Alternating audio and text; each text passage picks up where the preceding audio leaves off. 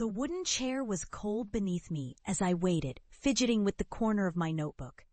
They sat facing me, 4 professors behind a harshly lit table, shuffling my application papers. Through the window, sunlight hit the tiled roofs of Lisbon and sprawled across the university's ancient courtyard. I could smell the sweet exhaust of custard and coffee drifting in from some campus cafe, but it did nothing to soothe my stomach.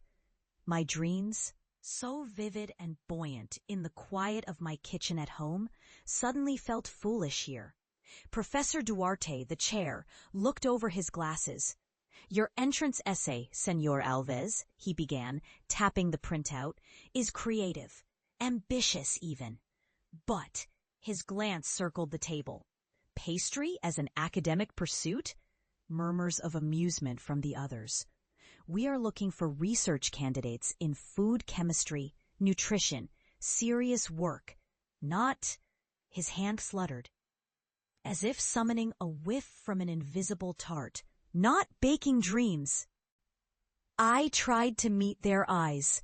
"I believe pastry is a language, an art and science. I want to open a patisserie that—" Professor Mendez interrupted. "But this is a university, not a bakery. And Lisbon is full of pastéis de nata. What new thing could you possibly bring?" The third, Dr. Ramirez, added, almost kindly. "That's what's so hard." There was something final in their tone, a wall built from laughter and reason. I listened as they explained that my vision might delight my family, or the corner cafe, Professor Duarte quipped, but it was not suitable for academic cultivation. I nodded, even as my cheeks burned. The dismissal was gentle but complete. I thanked them and packed my notes. As I walked out, I could hear them in low, rueful tones. Nice boy, but a dreamer. The echo of their voices followed me down the tiled corridor, each step heavier than the last. Out on the street, the world was blinding and buzzy, with scooters zipping up the tram-lined avenida and the Tagus River sparkling at the mouth of the city. I leaned against a sun-warmed wall and let the shame twist inside me until it felt like hunger. My mother greeted me at home with hope bright in her eyes. The hope faded when she read my face. "Maybe it's for the best," she said, wiping her hands on her apron, releasing a little cloud of flour. "You're clever, Guillerme. You could do bookkeeping, teach, something safe." That night at dinner, my uncle, loud, florid, with a talent for dropping the truth at just the wrong moment, raised his glass. "To Guillerme, too smart for cakes, too gentle for business. A real poet, aren't you? Sobrinho." Laughter from my cousins, even from my father, though he clapped my shoulder in a way meant to soften the words. "Don't mind them. Dreamers keep the rest of us entertained."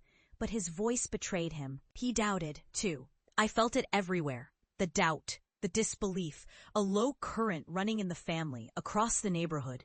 It grew sharper as weeks passed and I took odd jobs, waiting tables, cleaning, delivering bread at dawn for Señor Cardoso's bakery down the block.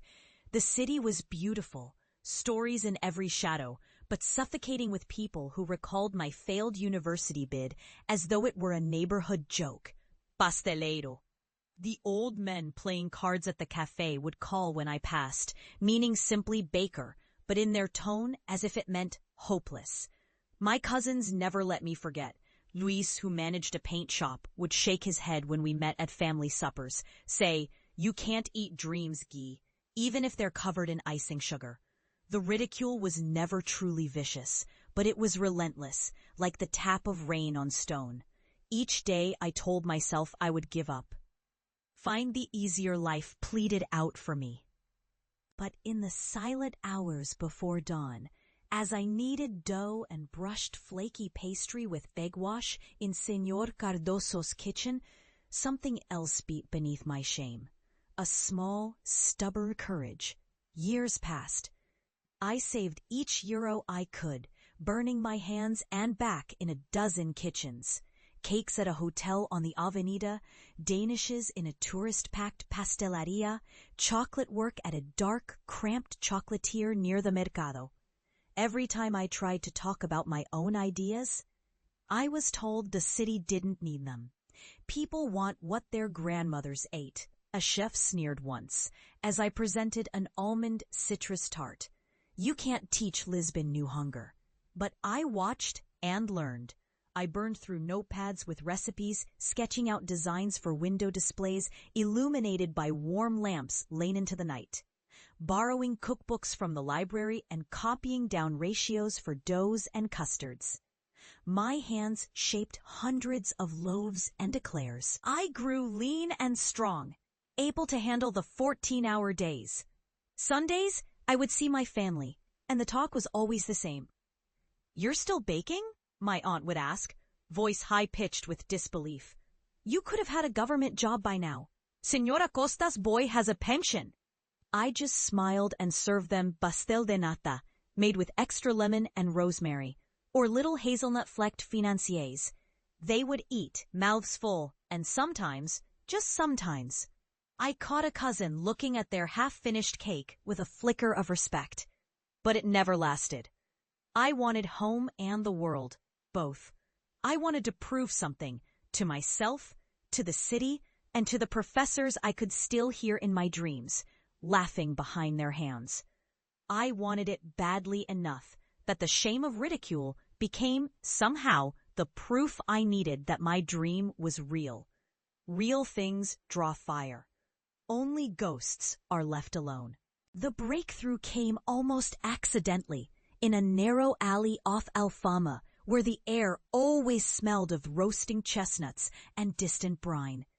There, a French chef named Bernard had opened a tiny bakery, just 3 tables inside, 3 outside. One morning, sleep-starved and half-broken after a fight with my head chef, I wandered in and was mesmerized by his pastries. Golden, jewel-like, so rich with unfamiliar flavors, I almost wept. He saw me staring, and to my embarrassment, I told a little of my story, the university's laughter, my family's scorn, and the fear that followed me like a bad penny. He listened, then handed me a fork and a plate with a bittersweet chocolate tart, topped with olive oil and flakes of sea salt. "Taste," he said. "Let that speak. And then, come in tomorrow at 6. If you work hard, I'll teach you." I did. I learned from Bernard's sharper techniques, flavor pairings I'd never dared before. He didn't laugh when I brought in ginger mango creams or sugared lemon peel. He only asked how I wanted to make someone feel with each bite. Slowly, my hands caught up to my imagination. A year later, Bernard's visa expired. He handed me the keys to the bakery, surprising us both. "These walls listen," he said. "Lisbon is ready for something new. Maybe it's you." The timing was a miracle or madness. I had saved almost nothing, but begged and borrowed enough to buy him out. The rent was laughable for that street. I painted the walls myself, skimped on furniture, but splurged on a marble pastry bench and a battered French oven salvaged from a closed hotel. I called it Sogno, dream, more for myself than for the passers-by. The first weeks I barely slept, waking at 3 for prep. I made what I loved, inventing as I went. Honey lavender croissants, tarts with tamarind and almond, chocolate filled with fava beans from my grandfather's garden. Sometimes nobody came. Sometimes a couple of tourists snapped photos, but sales were thin. The ridicule continued. Luis visited one morning, shoes scraping the tiles, eyes scraping my soul. He surveyed the empty tables and shrugged. "A shame, all this energy. Could have worked for the city council by now." My mother visited after Mass, clutching a rosary. She fussed, swept crumbs, and clucked that the neighborhood would never come for these crazy cakes. My father shook my hand in the doorway, as if in parting.